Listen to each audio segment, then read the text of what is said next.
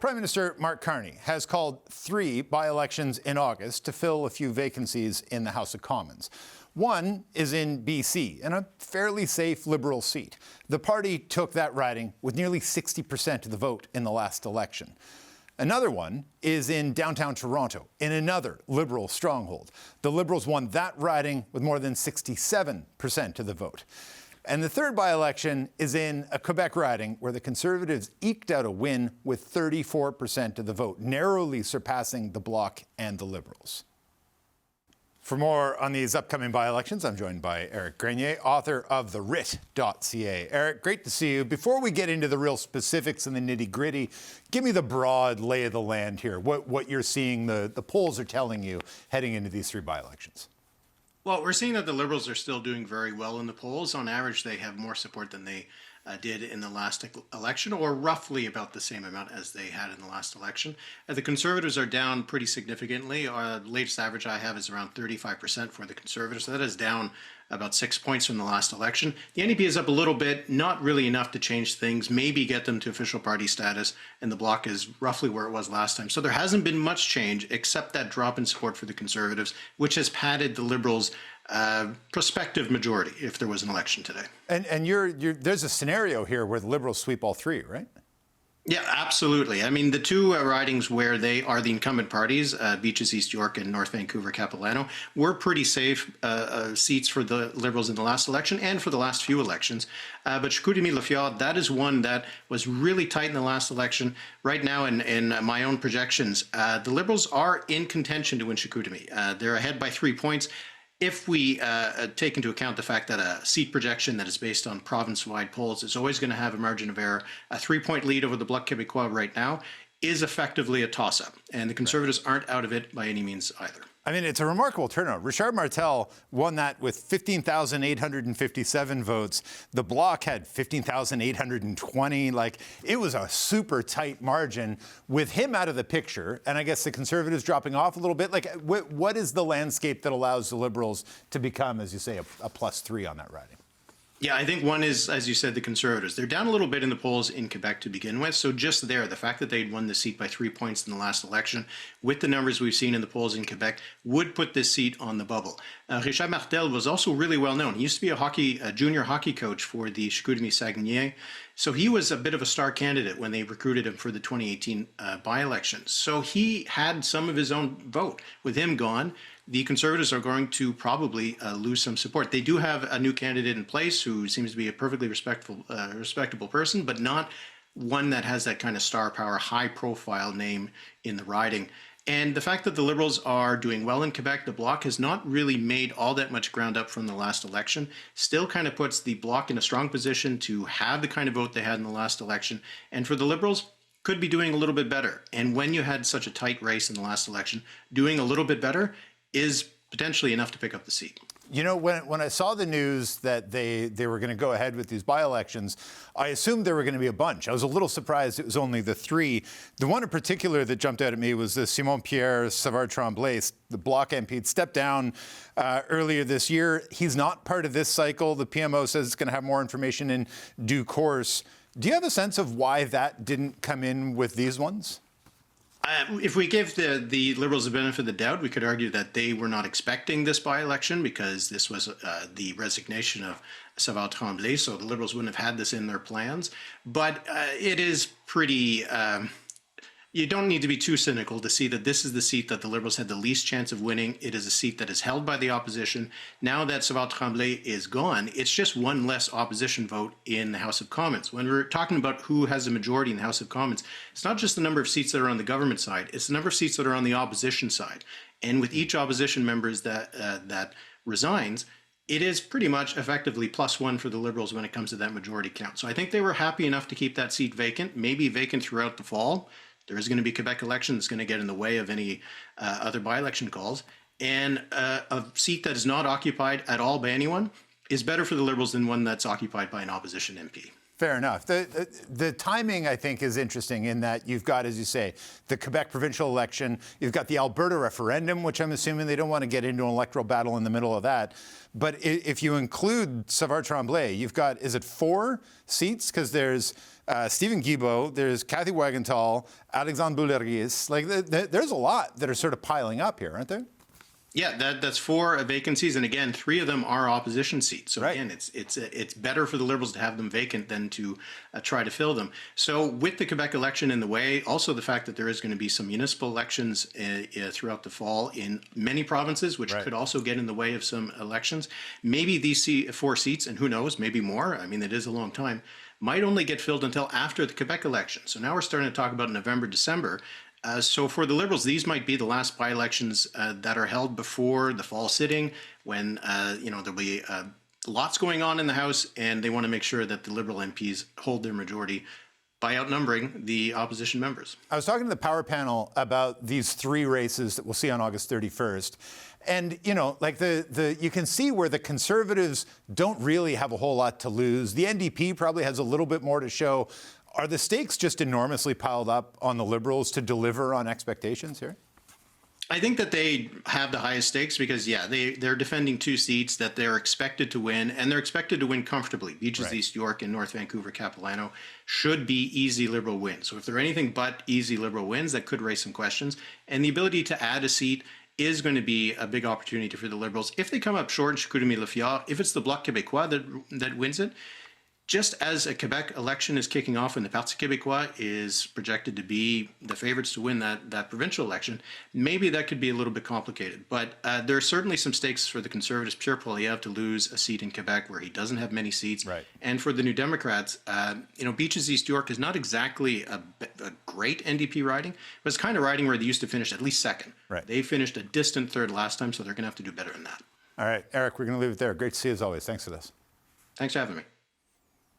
Supriya, to sort of set the table here, Mark Carney's calling these summer, what do we call them, by-elections. Do the Liberals have the most at stake here? Like, I understand how the NDP probably don't have to prove too much, and the Conservatives don't exactly have an enormous weight on them in this. Does that mean all of the weight and all of the pressure is on the Liberals? I mean, I wouldn't say all of the pressure is on the Liberals, but certainly when you're like, the smart kid in the class, everybody looks to see whether you're going to set the curve and get the A+, right? So, yeah. I mean, I think there's going to be a ton of attention, obviously, and particularly with respect to that riding in Chicoutimi. If it does end up being a pickup for the Liberals, it'll be, of course, a huge positive for both the Prime Minister personally as well as the government more broadly. And I'd even say the provincial Liberals probably in Quebec probably get a little bit of a boost because they'll surely want to capitalize on some of that momentum before the Quebec election is held in early October. But I would actually say, if the Conservatives can't hold this seat, and Lisa pointed out a few weeks ago that, the seat in Chicoutimi was very much a Mr. Martel seat, like he had made it his own and did a lot of good work in the riding. So depending on, what the ground game is like, if they lose that seat, it's kind of another sign that the party is really struggling under Poilievre. And, unlike some of the previous swipes that Poilievre and the Conservatives have been able to take at Carney for his quote unquote backroom deals, right, in regards to the floor crossers, he's been able to poach over to the government benches. If this is actually a switch from blue to red, Poilievre can't really blame that on anyone else, right? It's not a backroom deal. It's a fair win, and it'll be interesting to see what that ends up amounting to in Conservative circles. And yet, Lisa, this is a hard one, I think, for the Conservatives to hold on to, right? Like, you're losing a big-name guy who had, really developed that riding. There is a bit of a swell against the Conservatives. What can Pierre Poilievre do? What can the Conservatives do to try to get the most out of that riding they can? And people aren't really going to be paying attention as to whether or not they're retaining a seat, because it's going to happen and go by, and maybe people will say, Mr. Poilievre should have won that seat if they don't actually retain it. I find the choice of candidate by the Liberals very interesting. They appointed, I think he's the head of the Quebec Dairy Association, which is, of course, very strongly in favor of supply management. So that's super interesting to me, given what's on the table vis-a-vis the United States right now. And then the last part, I'm going to have my eye on beaches. And the reason why is that there's a a big, I would say, movement, a push, some polling as to whether or not Mike Layton comes back to run for the NDP. He was a very popular city councillor here in Toronto. He is Jack Layton's son. And there may be an interesting battle lining up there, because we'll end up seeing what kind of name recognition Mr. Layton could bring to the table. He was, as I said, really popular councillor in Toronto. So we'll see if Mr. Lewis is going to be able to convince Mr. Layton to run this time. They couldn't convince him last time. Nathan, I don't know if you have any breaking Mike Layton news for us, but short of that, the riding is an interesting one, because like the Liberals won it, and it was Nathaniel Erskine-Smith. He was a no name, but 39,000, almost 40,000 votes. The NDP only got 4,000 votes in a riding where they probably should have performed better than that. Is the regaining of second spot is growth in what the NDP can do in that riding enough, or do they have to really compete for the riding for that to be seen as even a remote success? Yeah, if you look at the three together, the North Vancouver riding, probably the most secure for Liberals. They won by 60% or more of the vote. The toss-up in Quebec, depending on how the Conservatives and Bloc weigh in. And then I think the Beaches, the Toronto seat, is more of a sleeper potential seat. As Lisa said, if someone of Mr. Mike Layton's profile and stature steps in, that could be very interesting. I know a couple of other candidates are kicking the tires. That would be excellent gets for Mr. Lewis. The time is very short, which is a challenge in the way that these have come together, and it's over summer. And of all of us know, one of the hardest things to do is to knock on doors in the middle of summer in Toronto, Vancouver, and Quebec, and convince people to care more about politics. So that's kind of a dynamic that is a little different with these by-elections. But I'm also curious, because of who Nate Erskine-Smith was, and particularly who was representing North Vancouver and Mr. Wilkinson, those were very strong voices around things like climate change and the environment. Mr. Carney's got to shore that up a bit. Are they going to bring forward candidates who can speak on that? As much about the battle itself is who is making up his team, who is he attracting in, I think will be interesting for me to watch.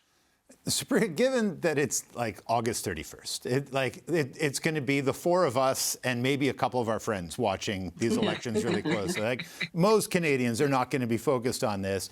How does the PMO balance out the importance of messaging and trying to sort of, shepherd these three through and try to get what they can, with recognizing the fact that most people don't know, don't care, and that it's not really, unless things go wildly sideways, it's not really going to change the shape of Parliament? Yeah, look, I mean, I think the Prime Minister's office is well aware that people don't tend to care about politics in the summer, and that they're more, consumed with things like barbecues and getting ready for back to school season, or what the case may be.